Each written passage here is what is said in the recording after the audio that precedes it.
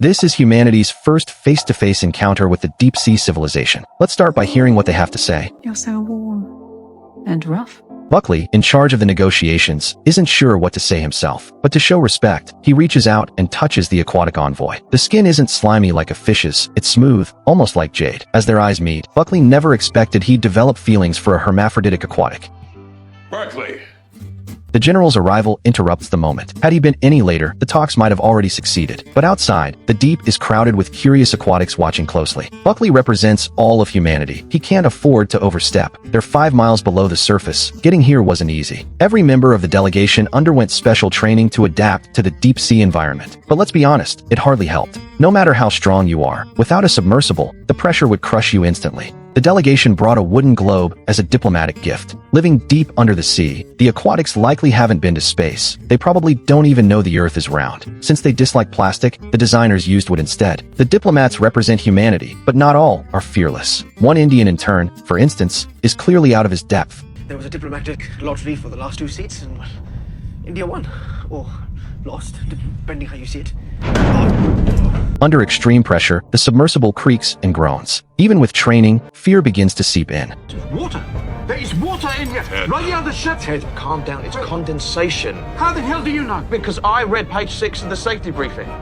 Ted, an older man, was clearly inserted into the team at the last minute. He never underwent dive training. This oversight will later lead to a critical moment in the talks. As the sub descends, the powerful on the surface are already scheming. Diplomacy is just a stall tactic. They're secretly preparing for the coming war between land and sea. Kate from UNIT rushes into a secure meeting. These politicians have bypassed the UN, clearly plotting in the shadows. The American representative doesn't hide it. They've developed sonic weapons and are ready for all-out war against the aquatics. Ultra-high-frequency blasts could disable or confuse homoac. Sorry, why are we discussing weapons? Our focus is on diplomacy.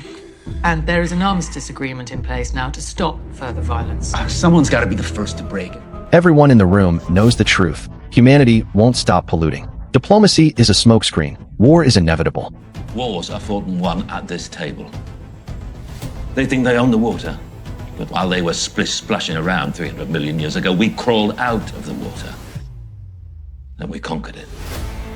We built a civilization that depends on our oceans to power our homes, feed our crops, and keep us alive. Keep you in business. But not everyone agrees. Some suggest cooperation. If the aquatics can teleport ocean waste, perhaps their technology could help humanity progress. Humanity's unity crumbles at the negotiation table. Some see the aquatics as a resource to plunder, citing treasure from the ocean floor. Others condemn this as the same old colonial mindset. Arguments escalate as one delegate claims ownership by declaring, "We are the water," while another openly vows to take the war if it comes. The final, chilling warning is clear. You are either with us, or you become an obstacle to be reconsidered.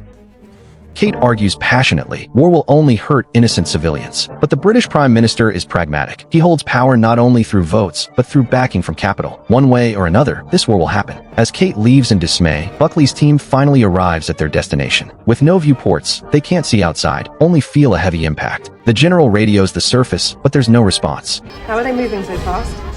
A violent shake. They seem to have been swallowed by something alive, moving rapidly into the deep. Even the unshakable general is sweating now. Then the technician notices pressure readings are normal. It's as if they're back on the surface. And the pressure on the hull is 1200 HPA. Wait, is that good or bad? Well, that's like sea level.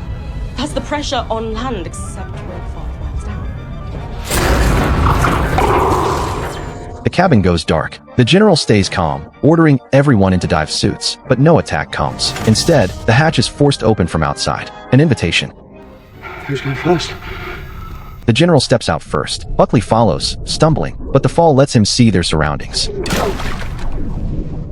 They're inside what seems like a living organism. The pressure, temperature, even the air, all like the surface. This shouldn't be possible in the deep sea. Welcome.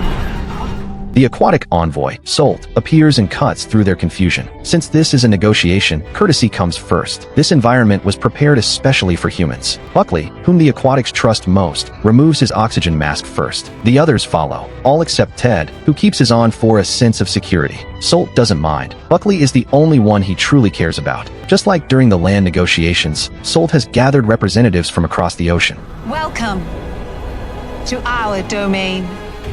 Meanwhile, Kate receives an urgent call. Intercepted communications show one word repeated suspiciously often.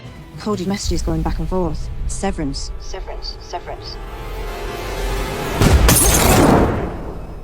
She never imagined politicians could be this ruthless, prepared to send a helicopter to eliminate her to start a war. Back in the depths, Ted presents the gift to the Aquatics, a globe that's actually a bomb. Without security checks, the Aquatics don't detect it. Buckley never realized he was just a pawn, a trigger for a war already set in motion.